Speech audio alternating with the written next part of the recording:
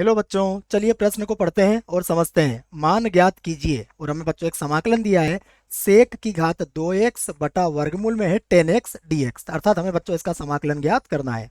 बच्चों प्रश्न को प्रारंभ करने से पहले प्रश्न के लिए हम मुख्य अवधारणा लिख लेते हैं। ठीक है, तो देखो प्रश्न की मुख्य अवधारणा जिसकी सहायता से हम इस प्रश्न को हल करेंगे। ठीक है बच्चों, मुख्य अवधारणा में बच्चों हम समाकलन से संबंधित कुछ सूत्रों को यहाँ पर लिखेंगे, जिसमें पहला सूत्र होगा हमारे पास। देखिए कि समाकलन x की घात n dx, इसका जो समाकलन होता है वह होता है x की घात n प्लस 1 और बटे में आएगा n प्लस 1। ठीक है बच्चों, और प्लस c। और यहाँ ध्यान रहे बच्चों, n का मान कभी भी -1 नहीं हो सकता है, अन्यथा यह अनंत हो जाएगा। ठीक है बच्चों, दूसरा एक और सूत्र है बच्चों जिसका हम प्रयोग यहाँ पर करेंगे। हमें पता होना चाहिए d बटा डी एक्स 10x, अर्थात 10x का उकलन। 10x का उकलन होता है बच्चों सेक स्क्वायर x। ठीक है, ये दो सूत्र होंगे बच्चों जिसकी सहायता से हम इस प्रश्न को हल करेंगे। आइए बच्चों प्रश्न को लिखते हैं और प्रश्न को i के बराबर मान लेते हैं। तो माना हमारा जो प्रश्न है वह i के बराबर है। तो देखो बच्चों i बराबर कितना हो जाएगा, सेक की घात 2x और बटे में है वर्गमूल 10x और dx। ठीक है बच्चों, इसको बना लिया हमने समीकरण 1। अब बच्चों अगर आप देखोगे तो यहाँ पर हम सीधे ही इसका समाकलन ज्ञात नहीं कर सकते हैं, अर्थात हमें यहाँ पर प्रतिस्थापन विधि का प्रयोग करना पड़ेगा। ठीक है बच्चों, तो प्रतिस्थापन विधि के लिए हम 10x को यहाँ पर t मान लेते हैं बच्चों। ठीक है, तो माना माना 10x बराबर t। ठीक है बच्चों, तो 10x का अवकलन क्या होता है, x के सापेक्ष ये होगा सेक स्क्वायर x और t का अवकलन हो जाएगा बच्चों dt बटा dx।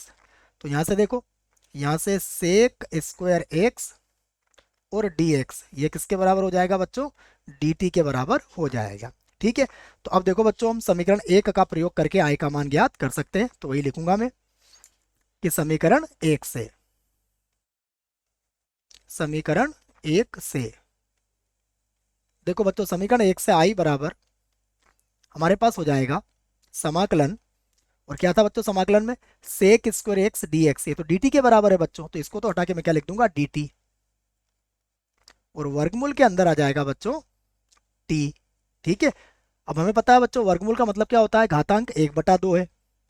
तो ये हो जाएगा हमारे पास वर्गमूल, और t की घातांक 1/2 है। जब बच्चों इसको ऊपर लेके आएंगे तो यह हो जाएगी t की घातांक माइनस का 1/2 और ये बन जाएगा dt।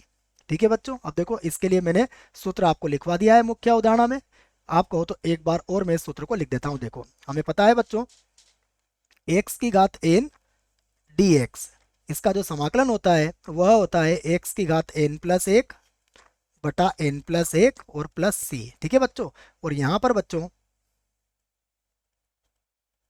n कभी भी -1 के बराबर नहीं होता है। ठीक है बच्चों, यह सूत्र है जिसका प्रयोग हम यहाँ पर करेंगे। तो यहाँ देखो i बराबर अब बच्चों हमारे पास क्या हो जाएगा, ये होगा t की घात माइनस का 1/2 प्लस 1 और बटे में आ जाएगा माइनस का 1/2 प्लस 1 और प्लस कितना हो जाएगा c, जो कि अचर होगा बच्चों। तो देखो फिर से i बराबर लिखेंगे, तो i बराबर हो जाएगा t की घात, देखो बच्चों इसको लघुत्तम लेके घटाएंगे तो ये होगा प्लस का 1/2, और यहाँ पर भी बच्चों माइनस का 1/2 है और प्लस 1 है। जब इसका लसा लेंगे बच्चों तो ये भी आएगा 1/2 और प्लस हो जाएगा c।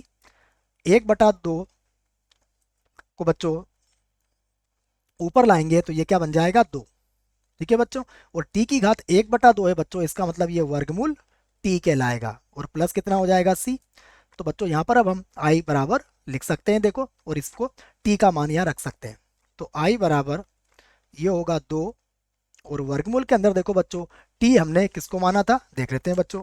t हमने माना था 10x को, तो यहाँ पर क्या आ जाएगा 10x, तो वर्गमूल के अंदर आ जाएगा हमारा 10x और प्लस c। तो बच्चों यही हमारे प्रश्न का उत्तर होगा। आशा करता हूँ आपको इस प्रश्न का उत्तर समझ में आया होगा। धन्यवाद।